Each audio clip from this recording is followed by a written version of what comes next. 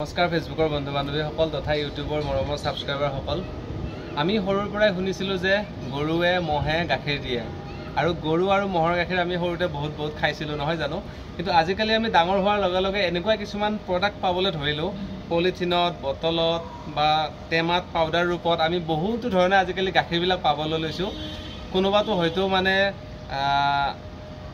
মিঠা বস্তুযুক্ত কোনোবাটো হৈছে অকণমান টেঙা হোৱাযুক্ত মানে বেলেগ ধৰণে গাখীৰৰ প্ৰডাক্টবিলাক আজিকালি আহিব ধৰিছে আৰু গাখীৰৰ এনেকুৱা বিভিন্ন ধৰণৰ যিমান ৰূপত গাখীৰবিলাক আহিবলৈ ধৰিছে আপোনালোকে মনত ৰাখক বিশ্বাস কৰক সেই গাখীৰ যিবিলাক আমি মানে আৰ্টিফিচিয়েলি খাব লৈছোঁ এই গাখীৰবিলাক কিন্তু অৰিজিনেল গাখীৰতকৈ খাই সোৱাদটো অকণমান হ'লেও ভাল লাগে কিয়নো এই বস্তুটো হৈছে কৃত্ৰিম আৰু কৃত্ৰিম বস্তুটো সদায় মানে অকণমান সোৱাদযুক্ত হ'লেহে অকণমান মানে পেকেজিংটো মনোমোহা হ'লেহে মানুহৰ প্ৰতি আকৰ্ষিত মানে মানুহক সোনকালে আকৰ্ষণ কৰিব পাৰিব আৰু মানুহক সোনকালে আকৰ্ষণ কৰিলে সেই বস্তুটো বিক্ৰী হ'ব নহয় জানো কিন্তু আপোনালোকে ভালদৰে মনত ৰখাটো ভাল যে পিয়ৰ গাখীৰতকৈ এই বস্তুবিলাক হৈছে একোটা মাৰাত্মক বিষ ৰূপত আপোনালোকে মানে ভাবি ল'ব পাৰে যি বস্তুটোৱে আজিকালি আমাৰ সমাজত থকা সৰু কণ ল'ৰা ছোৱালী তথা আমাৰ ডাঙৰ মানুহৰ বিভিন্ন ধৰণৰ ৰোগৰ কাৰক হিচাপে আজিকালি গঢ় লৈ উঠিছে এতিয়া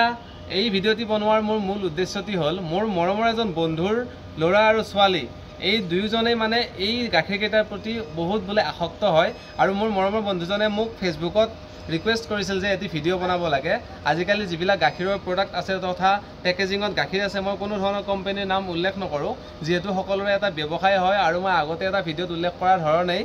যে কোনো ব্যৱসায়িক ব্যক্তিয়ে আপোনাৰ ঘৰত আহি উপযাচি দিয়া নাই যে আপুনি খাওক আমাৰ প্ৰডাক্ট আপোনালোকৰ যদি ইচ্ছা আছে বা আপোনালোকে ভাল পাইছে খাইছে কিন্তু আপোনালোকৰ আজিৰ এই খাই ভাল লগা বস্তুটোৱে হয়তো আপোনাক কিছুদিন পিছত শৰীৰত এক মাৰাত্মক ৰোগ হিচাপে দেখা দিব পাৰে আপোনালোকে পইচা দি এই বৰবিষবিলাক কিনাতকৈ আপোনালোকে অকণমান প্ৰাকৃতিক হ'বলৈ চেষ্টা কৰক গাখীৰ যদি পোৱা নাই আপোনালোকে গাখীৰৰ সলনি পানী খাওক কাজি টেঙাৰ কাজি নেমুৰ চৰবত খাওক কিন্তু পইচা দি বৰবিষ নিকিনিব আৰু লাহে দুদিনমান যদি আপুনি অপেক্ষা কৰে ভালদৰে গৰু বা মহৰ গাখীৰ নিজৰ অঞ্চলতে বিচাৰি আপোনালোকে খাব পাৰে আৰু গাখীৰ নোখোৱাকৈ থকা গাখীৰৰ কোনো ধৰণৰ প্ৰডাক্ট বিক্ৰী নোহোৱা পৃথিৱীত এখনেই দেশ থকা বুলি মানুহে কোৱা শুনিছোঁ ইয়াৰ সত্যতা আমি প্ৰমাণ নকৰোঁ বা কৰিবলৈ নাযাওঁ কিন্তু থাইলেণ্ডত কোনো ধৰণৰ গাখীৰৰ প্ৰডাক্ট বা গাখীৰ বিক্ৰী নহয় বুলি আমি শুনিছোঁ আৰু থাইলেণ্ডত হেনো এজনো হাৰ্ডিৰ ৰোগৰ ৰোগী নাই মানে হাৰ্ডিৰ যিবিলাক বিষ হয় আমাৰ হাৰ্ডিৰ জইণ্টবিলাকৰ মানে সমস্যা হয় এইবিলাক সমস্যা থকা মানুহ থাইলেণ্ডত নাই বুলি এটি সমীক্ষাত পোৱা গৈছে গতিকে গাখীৰৰ যিটো উপকাৰিতা এই উপকাৰিতাটো আমি পিয়ৰ গাখীৰৰ পৰাহে পাব পাৰোঁ কিন্তু আমাৰ শৰীৰত যদি আমি গাখীৰ নাখাওঁ কোনো ধৰণৰ লোকচানো নহয় বুলি বিভিন্ন বিশেষজ্ঞসকলে কয় গতিকে আমি চাই বুজি জানি শুনিহে যিকোনো এটা বস্তু কিনাৰ আগতে বা সেই বস্তুটোৰ এক্সপায়াৰ ডেট আছেনে নাই যিবিলাক গাখীৰ আজিকালি পেকেটত আহে এইবিলাক গাখীৰ মাত্ৰ 3 দিন ভেলিডিটি থাকে কিন্তু দোকানবিলাকত ফ্ৰিজত ৰাখি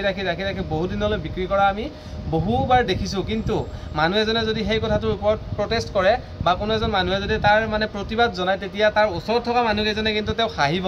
যে আমি লৈছোঁৱে দেখোন আমি খাইছোঁৱে দেখোন আমিনো ক'ত মৰিছোঁ গাখীৰহে এদিনহে বেছি হৈছে আৰু ফ্ৰিজত থোৱা আছে নহয় নমৰে নহয় গতিকে তেনেকুৱা কিছুমান কথাৰে আপোনাক বিচলিত কৰিব পাৰে হ'লেও আপুনি যিমান পাৰে অকণমান হ'লেও প্ৰাকৃতিক হৈ জীয়াই থাকিবলৈ চেষ্টা কৰক কিয়নো আপুনি যদি এটি প্ৰাকৃতিক খাদ্যৰ ওপৰত নিৰ্ভৰ কৰি জীৱনটো সুন্দৰকৈ আগবঢ়াই নিয়ে আপোনাৰ ৰোগ প্ৰতিৰোধ ক্ষমতা বহুত বাঢ়িব আৰু লগতে বিভিন্ন ধৰণৰ আজিকালি যি মাৰাত্মক ৰোগ হৈছে এই ৰোগবিলাকে আপোনালোকক এটেক কৰিব নোৱাৰে আপোনালোকে তাৰ পৰা বাচি থাকিব পাৰিব লগতে নিয়মিত ব্যায়াম কৰক নিয়মিত আপোনালোকৰ খাদ্য সম্ভাৰবোৰ অকণমান কম মছলাযুক্ত কৰি বনাওক পাৰিলে সপ্তাহত এদিনকৈ উপবাস থাকক আৰু পাৰিলে অকণমান বইল খাবলৈ চেষ্টা কৰক আৰু ফল মূলৰ ওপৰত তথা গজালি ওলোৱা বুট মগু মাহজাতীয় বস্তুবোৰৰ ওপৰত অকণমান ভৰসা কৰি জীৱনটো এক সুন্দৰ ৰূপ দিয়ক আৰু এই পেকেজিঙত অহা যিবিলাক গাখীৰৰ প্ৰডাক্ট তথা গাখীৰ এইবিলাকৰ পৰা অকণমান দূৰত থাকিবলৈ চেষ্টা কৰক ভিডিঅ'টো যদি ভাল লাগিছে সকলোৰে লগত শ্বেয়াৰ কৰিব আজিলৈ ইমানেই